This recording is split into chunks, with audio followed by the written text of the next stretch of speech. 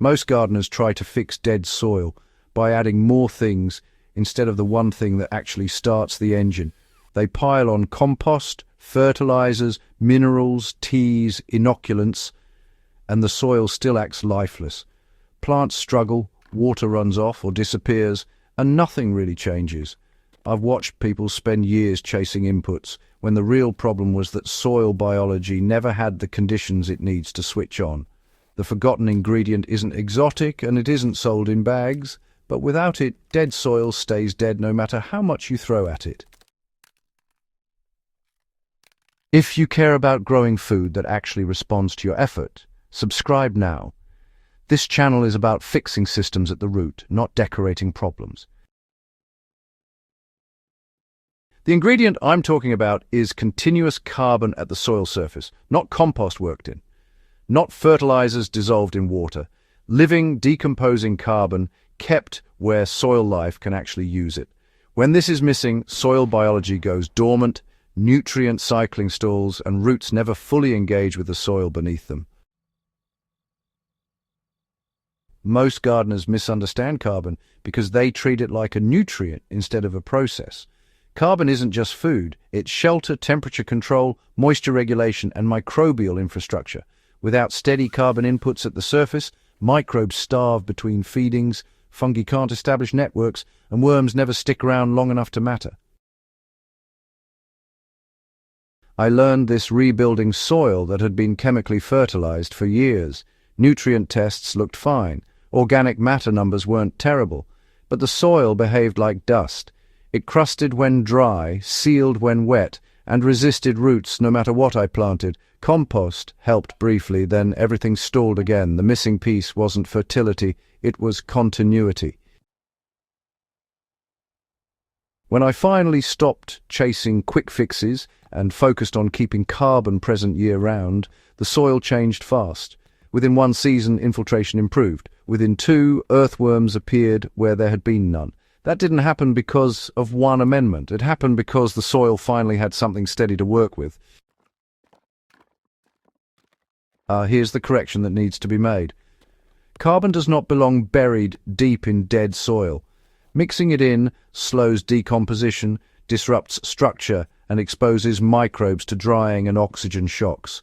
Carbon belongs on top, feeding downward. Nature has been very clear about this for a long time. So, in practical terms, this means keeping a layer of organic material on the soil at all times. Not thick enough to suffocate, not thin enough to disappear in a week. In most gardens, I aim for about 5 to 7 centimeters of loose carbon material. Shredded leaves are ideal. Chopped straw works. Dried grass clippings mixed with browns work if they're not compacted. The exact material matters less than consistency, honestly. This layer does several jobs at once. It blocks UV light that kills microbes. It also buffers temperature swings that can shut biology down. Plus, it slows evaporation so moisture stays available between waterings. And most importantly, it provides a slow, steady food source that microbes can access without those boom and bust cycles. One of the biggest mistakes I see time and again is people applying compost and just leaving it exposed. Compost without cover oxidizes fast, nutrients volatilize, microbes die back. Then gardeners wonder, why they need to reapply constantly. Compost under carbon behaves completely differently. I apply compost in thin layers, usually 2 to 3 centimeters, and immediately cover it. That's when really the soil wakes up. In raised beds, this approach is honestly transformative. Bagged soil mixes, they're often biologically sterile. They grow plants, sure, but they really don't build soil. Keeping carbon on the surface, though, turns those mixes into living systems.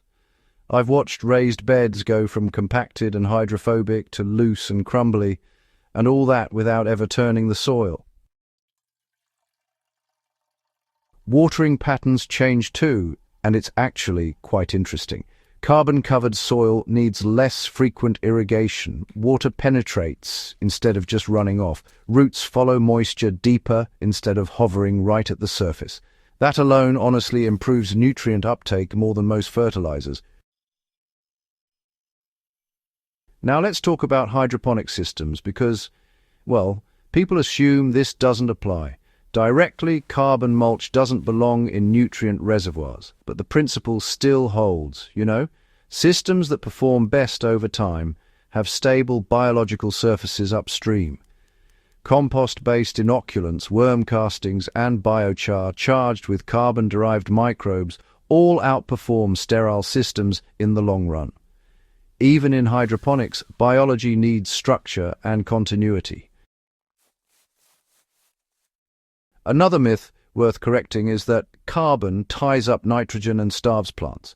That only happens when raw carbon is mixed aggressively into soil without compensation. Surface-applied carbon works differently. Microbes feed at the interface and cycle nutrients instead of locking them away. In my gardens, nitrogen availability improved after increasing surface carbon because losses dropped.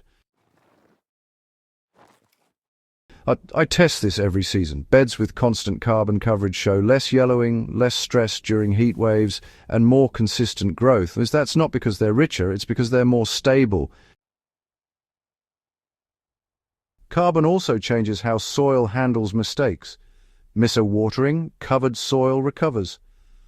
Overwater, structure drains excess without collapsing. Apply too much fertilizer, biology buffers it. Bare soil amplifies every error. Covered soil absorbs them. One of the quiet benefits is pest pressure. Soil with active biology supports healthier plants that resist stress better. Insect damage drops. Disease pressure becomes sporadic instead of constant. That's not magic. That's plants getting steady nutrition instead of spikes and crashes. Seasonal timing matters less than people think. The best time to add carbon is always. Fall leaves left in place feed spring growth. Summer mulches protect roots during heat. Winter cover prevents freeze-thaw damage. Soil doesn't sleep. It just slows down. What doesn't work is treating carbon like a one-time fix. Dumping mulch once and letting it disappear puts you back where you started. The power is in maintaining presence. Once that habit forms, soil improvement becomes cumulative instead of temporary. If you've been frustrated by soil that refuses to improve despite your efforts, stop adding more products and start feeding the system continuously. Carbon is the signal that tells soil life it's safe to wake up. If this kind of grounded, experience-based guidance helps you grow better food, subscribe to the channel. We focus on the fundamentals that actually change outcomes over time. And share this video with anyone stuck chasing amendments while their soil stays lifeless. Better food starts with living soil, and living soil starts with giving it something steady to work with.